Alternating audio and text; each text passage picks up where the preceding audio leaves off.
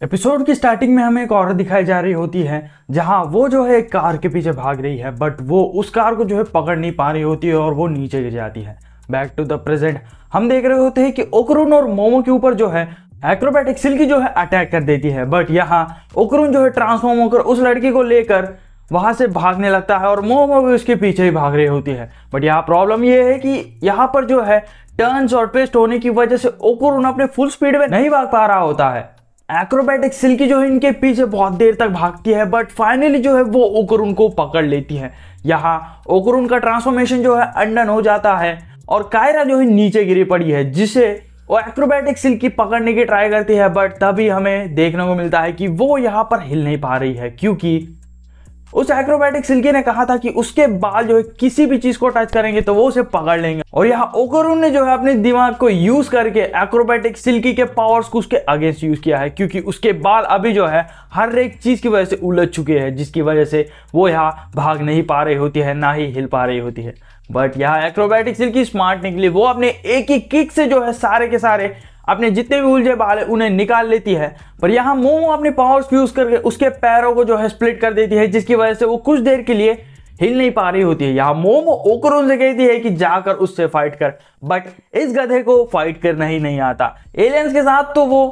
भागम भागे खेल रहा था, साथ ही साथ टर्बो ग्रैनी के साथ भी वो वही कर रहा था, पर यहाँ उसे जो है एक पंच भी थ्रो करना नहीं आता, जिसका मतलब उसे बिल्कुल भी फाइट करने नहीं आता। और दूसरी तरफ जो है वो एक्रोबैटिक सिल्की मोमो के हाथों से छूट चुकी है और वो उनके ऊपर अटैक करने लगती है, बट तभी ओकरुन बीच में आ जाता है, ट्रांसफॉर्म होकर उसके ऊपर अटैक कर देता है, उसे एक बहुत ही खतरनाक हेडबट देता है, जिसकी वजह से वो एक्रोबैटिक सिल्की जो है बिल्डिंग को तोड़कर बाहर चली जाती है। यहाँ पर उसका अटैक इतना स्ट्रांग था कि वो एक्रोबैटिक सिल्की अभी कुछ देर के लिए हिल नहीं पा रही है, बट उसकी वजह से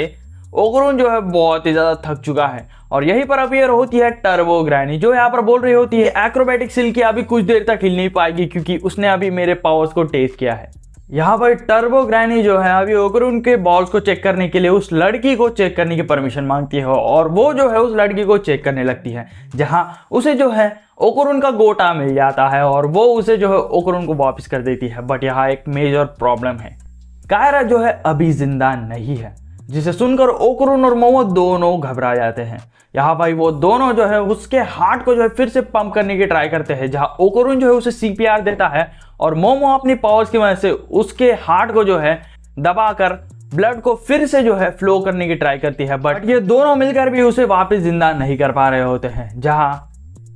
मोमो जो है क्रेजी ग्रैनी को कहती है कि फोन की मदद से जो है एम्बुलेंस को बुलाओ, जहां वो जो है एम्बुलेंस को कॉल करने लगती है। उसी मोमेंट पर वो एक्रोबैटिक सिल्की आकर कहती है कि तुम लोग इसे नहीं बचा सकते, बट मैं इसे जो है बचा सकती हूँ, जिसे सुनकर जो है ओकरुन और मोमो दोनों अलर्ट हो जाते हैं।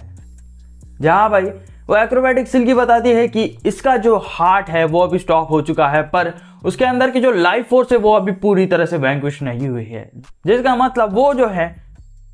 एक्रोबैटिक सिल्की के स्पिरिट पावर को और इसके लाइफ एनर्जी को कनेक्ट करके जो है इसे बचा सकते हैं। और यहाँ मोमो उससे कहते हैं कि मैं तुम्हारे ऊपर भरोसा नहीं कर सकती, तुमने हमें पहले भी खाया था और अभी भी तुम इस लड़की को खाना चाहती हो। बट यहाँ वो एक्रोबैटिक सिल्की अपने मुंह को ही फाड़ देती है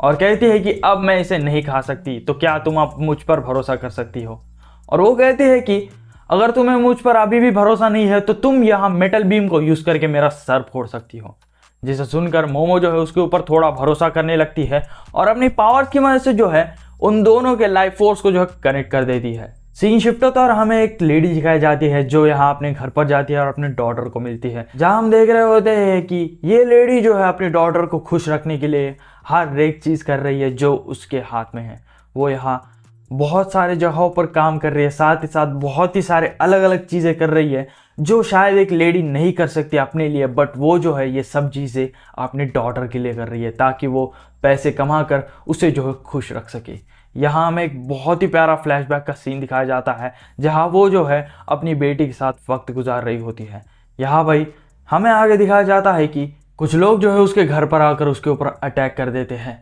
यहाँ वो जो है उसकी बेटी को लेकर वहां से चले जाते हैं, जिन्हें रोकने के लिए वो औरत जो है इनके ऊपर अटैक करती है, बट वो लोग उसे धक्का देते हैं, जिसकी वजह से वो बहुत ही बुरी तरह से घायल हो जाती है। यहाँ उसकी आंखों पर हाथों पर चोट लगी पड़ी है जिसकी वजह से वो जो है बेहोश हो जाती है। बट वो जैसे ही होश में आती है वो वापस अपनी बेटी को ढूंढने निकल जाती है, जहाँ उसे जो है वो कार दिखती है जिसके अंदर उसकी बेटी है, पर वो जो है उसे रोक नहीं पाती है। वो इतनी ज़्यादा घायल हो चुकी है जिसकी वजह से वो अभी भाग भी नहीं पा रही है और वो नीचे गिर जाती है। इतना ट्राई करने के बाद भी वो अपनी बेटी को नहीं बचा पाई, जिसकी वजह से वो बहुत ही ज़्यादा दुखी हो जाती है। यहाँ सीन शिफ्ट होता है और हमें वो लेडी दिखाई जाती है जहाँ वो जो है अभी एक ब्यूटीफुल सा डांस करती है, बट वो डांस जो है वो एक बिल्डिंग के ऊपर कर रही है। जहाँ डांस जैसे ही ख़त्म होता है वो जो है उस बिल्डिंग के ऊपर से जंप कर देती है, जिसकी वजह से उसकी डेथ हो जाती है। आगे हमें दिखाया जाता है कि वो जो है एक स्पिरिट में ट्रांसफॉर्म हो चुकी है, बट उससे जो है एक लड़की आकर अप्रोच करती है जो और कोई नहीं बल्कि आयरा है। जहाँ वो अपने मदर को ढूंढ रही होती है, क्योंकि यहाँ आयरा की मदर जो है बचपन में ही मर गई थी और उसे शायद लगा कि ये औरत जो है उसकी मदर है, बट वो यहाँ उसकी मदर नहीं निकलती। जहाँ आयरा के डैड उसको लेकर जो है यहाँ से चले जाते हैं और उस लेडी स्पिरिट को लगता है कि शायद यही उसकी बेटी है। उसे जो है उसकी थोड़ी बहुत यादें वापस मिल जाती है जिसे उसने खो दिया था जब उस स्पिरिट में ट्रांसफॉर्म हुई थी। यहाँ भाई उन मेमोरीज को पाने के बाद वो सिर्फ एक ही बात सोचती है कि उसे जो है आयरा को प्रोटेक्ट करना होगा, उसे अपनी डॉटर को प्रोटेक्ट करना होगा, जिसकी वजह से वो जो है एक इविल स्पिरिट में ट्रांसफॉर्म हो जाती है और वो बनती है एक्रोबैटिक सिल्की। यहाँ में प्रेजेंट का सीन दिखाया जा रहा होता है जहाँ ये सब चीज़ें जो है आयरा और मोमो देख रहे होते हैं, क्योंकि यहाँ मोमो ने जो है इसकी लाइफ फोर्स और आयरा के लाइफ फोर्स को जो कनेक्ट किया था, जिसकी वजह से वो लोग जो है उसकी मेमोरीज को देख पा रहे होते हैं, जिसे देखकर वो जो है बहुत ही ज़्यादा दुखी हो जाते हैं। यहाँ मोमो की इस हालत को देखकर ओकोरोन को लगता है कि शायद उस एक्रोबैटिक सिल्की ने उन्हें हर्ट किया है, जिसकी वजह से वो उसके ऊपर अटैक करने जा रहा होता है, बट मोमो उसे रोकते हैं और कहते हैं कि मैं ठीक हूँ, उसके ऊपर अटैक मत करो। यहाँ पर वो एक्रोबैटिक सिल्की जो है फेड होने लगती है, जहाँ पर क्रेजी ग्रैनी बताती है कि उसका ऑरा अभी पूरी तरह से डिप्लीट हो चुका है, जिसकी वजह से वो जो है अभी फेड हो रही है, बट वो जो है आफ्टर लाइफ में नहीं जा सकती क्योंकि उसके मन के अंदर अभी बहुत ही सारे रिग्रेट्स है, जिसकी वजह से वो जो है आफ्टर लाइफ में जाने के बजाय वॉइड में चली जाएगी। जिसे सुनकर मोमो जो है घबरा जाती है और उससे पूछती है कि क्या हम इसके लिए कुछ भी नहीं कर सकते। अपने लास्ट मोमेंट में भी एक्रोबैटिक सिल्की जो है अपने डॉटर के बारे में ही सोच रही होती है। वो जो है अपने डॉटर की जितनी भी मेमोरीज है उन्हें फिर से एक बार देख रही होती है। उसे लगता है कि वो एक बहुत ही ज़्यादा बुरी मदर है। जहाँ पर ये सब सुन रही आयरा जो है खड़ी होकर उसके पास जाकर उसे हक कर लेती है। वो कहती है कि आप एक बहुत ही अच्छी मदर थी और आपके साथ रहकर मैं बहुत ही ज़्यादा खुश हुई। जिसको देखकर एक्रोबैटिक सिल्की को अपने डॉटर की याद आती है और वो वहीं पर फेड अवे हो जाती है और यहीं पर एपिसोड 7 ख़त्म हो जाता है। ये episode one of the best episode था एनिमे के हिस्ट्री में। और इस एपिसोड को देखकर बहुत ही सारे एनिमे फैंस सैड होंगे क्योंकि ये स्टोरी बहुत ही ज़्यादा सैड थी, जहाँ हमें आयरा के बारे में और थोड़ी बातें पता चली और एक्रोबैटिक सिल्की के पास्ट के बारे में पता चला कि वो कैसे सफ़र हुई है, उसके साथ क्या क्या हुआ है, जो बहुत ज़्यादा सैड था। ये वीडियो बस इतना ही था। इस वीडियो में मैंने ऑरा को जो है लाइफ फोर्स बताया है जो लिटरली सेम मीनिंग रखते हैं, तो कंफ्यूज मत होना, ऑरा और लाइफ फोर्स एक ही मीनिंग रखते हैं। और वीडियो लेट हुआ उसके लिए सॉरी। आने वाले एपिसोड को मैं जल्दी से जल्दी जो है एक्सप्लेन कर दूंगा, तो उसे मिस नहीं करना चाहते हो तो चैनल को सब्सक्राइब करके इस वीडियो को लाइक ज़रूर कर देना। तो मिलते हैं अगली वीडियो में, तब तक के लिए सायोनारा।